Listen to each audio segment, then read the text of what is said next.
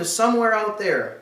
I'm Joe Hero, and today we're going to attack Chapter 7 of Bud Hopkins' book Missing Time, and that's entitled Pittsburgh and the Mountaintop. We're getting into the middle of the book toward the end now, and we're starting to learn some common trends of the UFO and alien abduction phenomenon. And so, as we proceed, we're going to eventually start asking the audience to come forward, and you don't have to do this publicly, it can be privately. We need to try to get to the bottom of the alien agenda, and that's the whole purpose of this blog in the first place. So, without further ado, into Chapter 7 of Missing Time. Now, differing opinions have presented themselves by UFO researchers and investigators over time as to the validity of using an individual's account of a close encounter if they have expressed prior interest in the subject.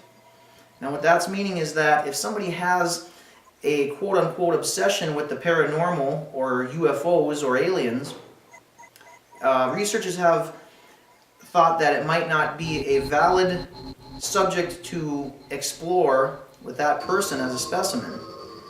But although it is understandable to view an experience that could contain contaminated information skeptically, Bud pointed out that in some instances it has been proven that people's tendency to be drawn to or fascinated with, even to the point of obsession, the UFO topic has pointed to an underlying prior experience or set of experiences which has not fully risen to the conscious level.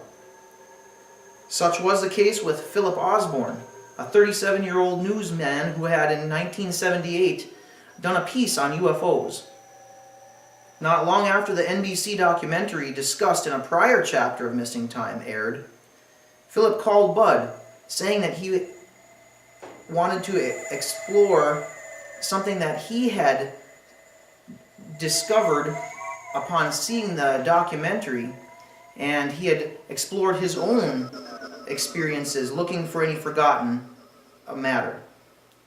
He wanted to talk to Bud about it.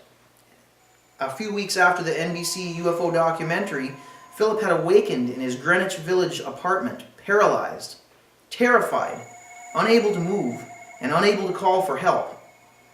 After a few minutes, the feeling passed, and he was gradually able to gain control over his body. He had then remembered another incident from 1964 when he had been going to Carnegie Tech in Pittsburgh. He had awakened in the night in his third-story apartment, totally scared, paralyzed, and sensing a presence in the room with him, all which subsided within a few minutes. Another incident from his childhood also surfaced, wherein he and his family had been vacationing in the Smoky Mountains in Tennessee. When they realized that his brother had left his jacket in the area that they had picnicked in, and they had to drive back up the mountain to retrieve his jacket after dark. Nothing specific was mentioned about that, other than that he was frightened of the trip back up the mountain, and his mind kept coming back to that incident. The thing that prompted Bud to find it worthy to pursue investigating the stories was the fact that Philip told him that during the recent apartment paralysis, he had felt the need to call out to his brother, whom he had not seen in years, and had thought that there might be a connection with that and the fact that his brother had been with him during the Smoky Mountaintop incident.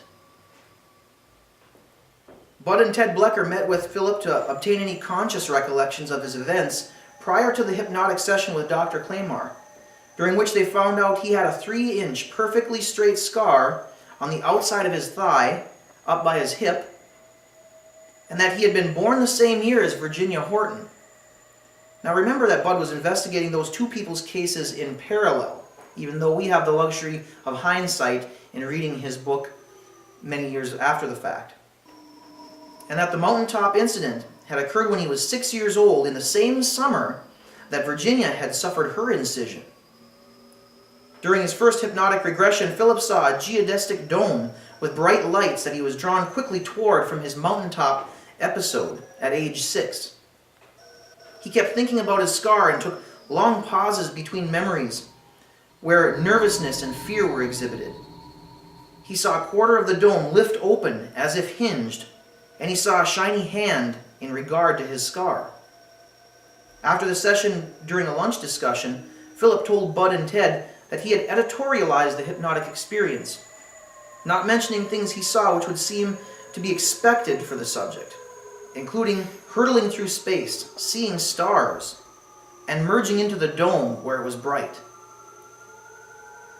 During Philip's second hypnotic session a week later, he saw an eye, a robotic hand associated with the cutting resulting in his scar, and another smaller metallic jointed hand with segments from his Pittsburgh college days. He described the operating room as similar to Virginia Horton's, even using artistic terminology to describe the room. After that session, he and Bud discussed the very unusual behavior Philip demonstrated by taking a walk at 3 in the morning after a terrifying paralysis incident with a presence in the room. The discussion revealed a significant group of abandoned mansions on a hill behind his apartment. He also recalled a small face looking in the bedroom window, with a large embryo-like head and metallic eyes tucked under its brows. He also remembered a device similar to an eye above him, which also was similar to Charlie Hickson's during his 1973 Pascagoula, Mississippi abduction, and also in Betty Andreessen's 1967 South Ashburnham, Massachusetts abduction. In a third hypnosis session, he further recalled exiting his apartment during his Pittsburgh walk at night from a door he did not usually use, and he remembered walking up toward the abandoned mansion where there was some kind of commotion going on outside. A fourth session, not conducted until nearly a year later, revealed that he remembered being in a reclining position with 2 glowing orbs that glowed from within themselves, and he remembers humanoid forms back behind the mansion and possibly an impression of a flying saucer there. The scene was all very dark, and again from the Pittsburgh 1964 event. Now, during the conversation afterward, he mentioned that the atmosphere in the bright place was hazy or glary, another phenomenon reported in many abduction cases. So ends Missing Time Chapter 7. We're going to further explore this book and this phenomenon. Everyone be safe out there. I'm Joe Hero. Until next time.